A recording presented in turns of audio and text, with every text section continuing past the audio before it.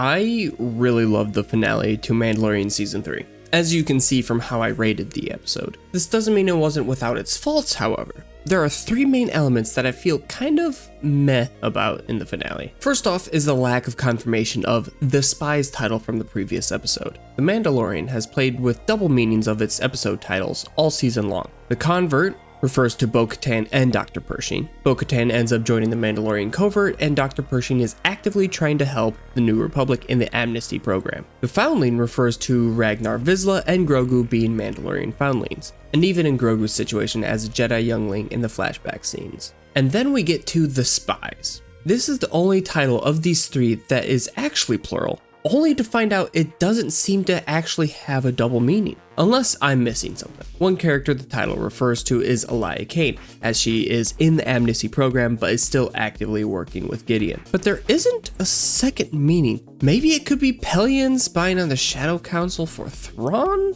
There were many theories connecting the armorer to Gideon with the horns on their helmets, or thinking other Mandalorians were going to betray the group like Axe Wolves or another member of their group. I thought it was maybe going to be this Mandalorian with the way they lingered on his character, but that also ended up being false. I was really looking forward to who the other spy was and how there could be a big twist in the finale, but it never came. Does this ruin the episode? No, it seemed like foreshadowing that they did nothing with. The second element that I didn't like about the finale was the inclusion, or really the lack thereof, of the Mythosaur. We got to see a Mythosaur 6 weeks earlier, but nothing truly comes of it. Bo and the armor talk about it, but they kind of just decide that it was a vision?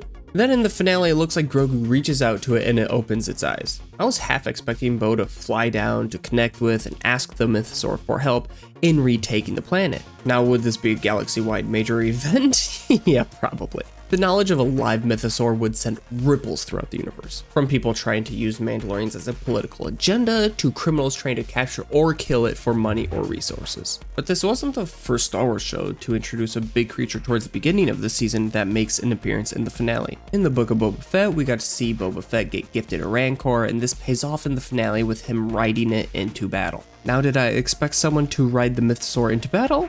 Actually, kinda. But I know this wasn't realistic. I'm not disappointed that we didn't see Din, Bo, or Grogu riding a Mythosaur into battle though. I'm disappointed that nothing came of that reveal. Maybe they're saving this for Dave Filoni's movie? I really hope so, because now that Din is sort of laying down some roots in Navarro and going back to traditional bounty hunting, we likely have a 0% chance of seeing him encountering the Mythosaur. So, unless we get another show that focuses on the rise of the new Mandalore, I don't know when we will get a payoff for this. And finally, the last and most severe aspect of the finale I didn't enjoy was the death of Gideon. Or I should say the supposed death of Gideon. We literally see multiple Gideon clones just minutes before. So why don't I like this? Well, we literally see Gideon for only 2 episodes this entire season. There were hints at his whereabouts earlier in the season, but we don't see anything of him until the last 2 episodes. This is much like season 1, where Gideon makes his debut in episode 7 and is a primary role in the finale. In season 2, we see Gideon throughout and he is more prominent in the main storyline. Although we realistically haven't seen a whole lot of Gideon, he has become a fan favorite and now his story might have come to a close. Again, it's not completely unlikely that he comes back.